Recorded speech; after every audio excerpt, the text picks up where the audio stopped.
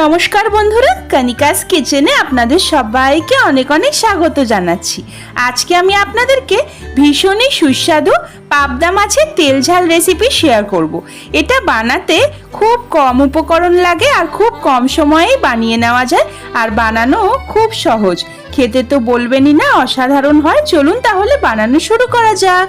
সবার প্রথমে পাবদা মাছগুলোকে ভালো করে কেটে ধুয়ে পরিষ্কার করে নিয়েছিলাম। এখন দিয়ে দিয়েছি হাফ চামচ পরিমাণে লবণ আর 1 চা চামচ পরিমাণে হলুদ গুঁড়ো।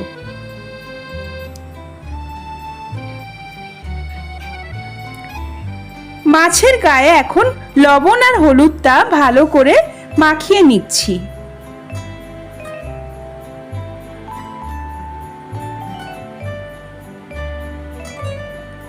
প্রত্যেকটা মাছের গায়ে আমি লবণ হলুদ মাখিয়ে নিয়েছি।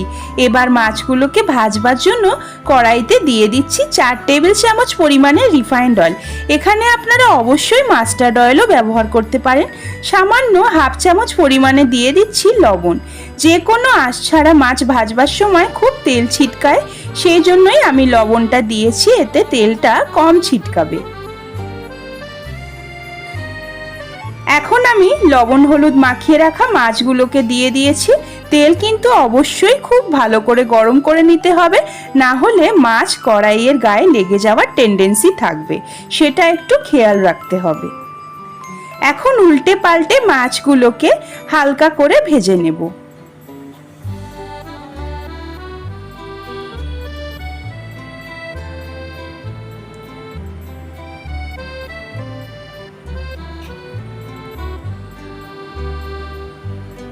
মাছ কিন্তু কড়া করে ভাজবার কোনোই দরকার নেই, একটু হালকা করে ভাজলেই হবে।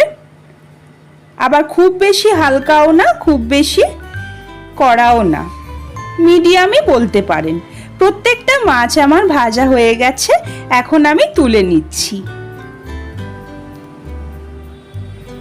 এখন ওই একই তেলের মধ্যে ফোড়নে দিয়ে দিচ্ছি কালো জিরে অল্প একটু। ফোড়ন ভাজা হয়ে গেলে একটা বড় সাইজের কুচনো পেঁয়াজ দিয়ে দিচ্ছি। এখন হাই ফ্লেমে পেঁয়াজটাকে সোনালি করে ভেজে নেব।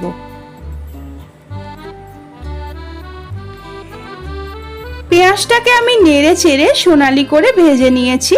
এখন আমি দিয়ে দিচ্ছি একটা মিডিয়াম সাইজের টমেটো কুচি। টমেটোটাকে দিয়েও নেড়ে চেড়ে কিছুক্ষণের জন্য ভেজে নেব। এই পর্যায়ে আমি স্বাদ অনুসারে লবণটা দিয়ে দিচ্ছি। এখন যদি লবণটা ব্যবহার করা হয় তাহলে পেঁয়াজ আর টমেটো খুব তাড়াতাড়ি মজে যায়। পেঁয়াজ আর টমেটো আমার খুব ভালোভাবে মজে গেছে। এখন আমি 1 চামচ ভরে দিয়ে দিচ্ছি আদা রসুন বাটা। আদা রসুনের কাঁচা গন্ধ চলে যাওয়া অবধি এখন নেড়ে চেড়ে ভালো করে ভেজে নিচ্ছি। আদা রসুনের কাঁচা গন্ধ চলে গেলে 1 চা চামচ দিয়ে দিচ্ছি হলুদ গুঁড়ো আর 1 চা চামচ ভরে দিয়ে দিচ্ছি লাল লঙ্কার গুঁড়ো। এখন সমস্ত কিছু ভালো করে মিশিয়ে মশলাটাকে কষিয়ে নিচ্ছি। মশলা থেকে অল্প একটু তেল ছাড়তে শুরু করলেই দিয়ে দিচ্ছি 1 চামচ পরিমাণে চিনি। চিনি দিয়েও ভালো করে কিছুক্ষণের জন্য কষিয়েছি। মশলা থেকে দেখতেই পাচ্ছেন বন্ধুরা তেল সেপারেট হয়ে গেছে। এখন আমি পরিমাণ মতো জল দিয়ে দিচ্ছি। জল কিন্তু বেশি দেওয়ার কোনোই দরকার নেই, যেহেতু এটা আমি মাছের তেল ঝাল বানাচ্ছি। যাই হোক, এখন আমি দিয়ে দিয়েছি 4টে কাঁচা লঙ্কা। ঝালটা এইভাবে ফুটলেই ভেজে তুলে রাখা পাবদা মাছগুলোকে একে একে ছেড়ে দিচ্ছি। গ্যাসের ফ্লেম এখন আমি মিডিয়ামে করে দিয়েছি। মাছগুলোকে ঝালের মধ্যে ডুবিয়ে দিচ্ছি। 5 থেকে 6 মিনিট মিডিয়াম ফ্লেমে এবার এটাকে আমি রান্না করে নিয়েছি। 5 থেকে 6 মিনিট পর এবারে আমি উপর থেকে দিয়ে দিচ্ছি ধনেপাতা কুচি। বাস, আর কোনো রকম উপকরণই আমাদের লাগছে না। অসাধারণ স্বাদের পাবদা মাছের তেল ঝাল আমাদের একদম তৈরি। এবারে এটাকে আমি নামিয়ে নিচ্ছি। তাহলে দেখতেই পেলেন তো বন্ধুরা, ভীষণই কম উপকরণ দিয়ে এই দারুণ সুস্বাদু পাবদা মাছের ঝালটা তৈরি হয়ে যায়। এইভাবে একবার বানিয়ে আমাকে কমেন্ট করে জানাবেন যে আপনাদের কেমন লাগলো। ভালো লাগলে অবশ্যই একটি লাইক করবেন আর আমার চ্যানেলকে সাবস্ক্রাইব করে আমার পাশে থাকবেন আরও এরকম নতুন নতুন ভিডিও দেখার জন্য। পাশে থাকা বেল আইকনটিকেও প্রেস করে দেবেন যাতে চ্যানেলে যখনই আমি কোনো নতুন ভিডিও দেব আপনার কাছে সবার আগে পৌঁছে যায়। আজকের মতন এই পর্যন্তই, আবারও হাজির হয়ে যাব নতুন কোনো রান্নার রেসিপি নিয়ে।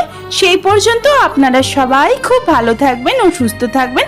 এতক্ষণ পাশে থাকার জন্য অনেক অনেক ধন্যবাদ।